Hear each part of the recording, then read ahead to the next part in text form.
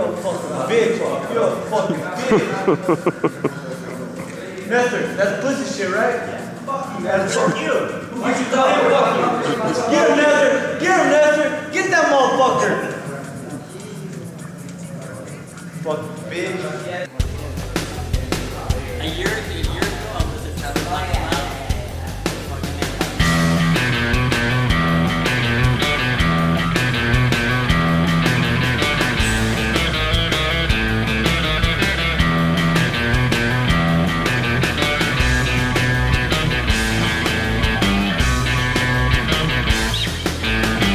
Currently joining me with box trainer Robert Garcia. Robert, you guys got a couple big fights coming up. Let's talk about Brandon Rios first. He's fighting Mike Alvarado. What do you think about this fight? You know, Brandon Rios against Alvarado is a fight that the whole boxing world wants to see. I know that it's not going to be an easy fight. That's why Brandon is training very hard for this fight. But Alvarado is a hell of a warrior. That's why Brandon loves this fight, because that's what Brandon's been waiting for many years. And the fight that he's wanted is here. So it's going to be very exciting just to be there and see the crowd enjoy a great night of boxing. Now we talked to Brandon, and Brandon seems a lot happier and knowing that he doesn't have to worry so much about making weight. In the last couple of fights, you have so many people attack his technique, attack his training, attack his dedication to the sport, when it was really just all about the weight. What did you think about that? That's part of boxing. I've been in boxing all my life, and I've learned that when you're doing good, when Brandon beat Peterson, then he beat Acosta, knocked out Antillon, he was the best. Nobody had nothing bad to say about him. Then he goes through his problems with making weight and loses his title in the scale, and then puts a beating on his opponent, John Murray, I think it was, yeah. Puts a beating on him, but there's still, he didn't make weight, so he's outside, he's out eating donuts, and they don't know what he went through to make weight.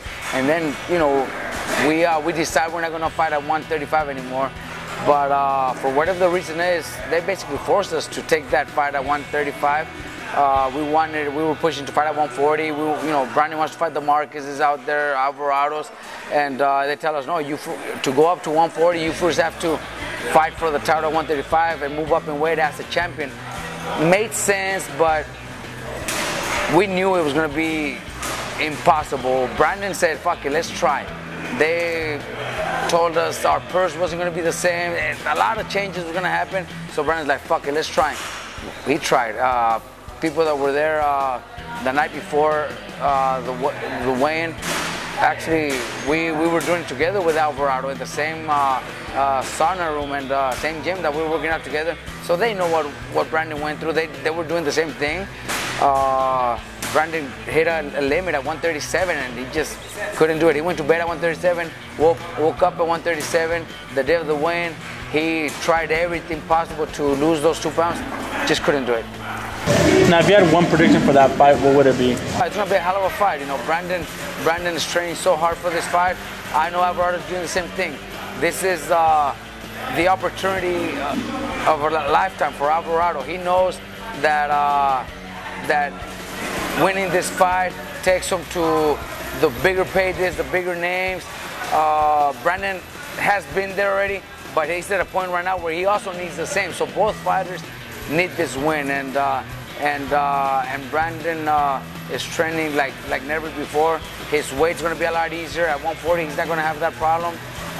So I honestly think that Brandon has the punches, the technique, the combinations, and we're coming up with a good game plan that should break Alvarado down little by little.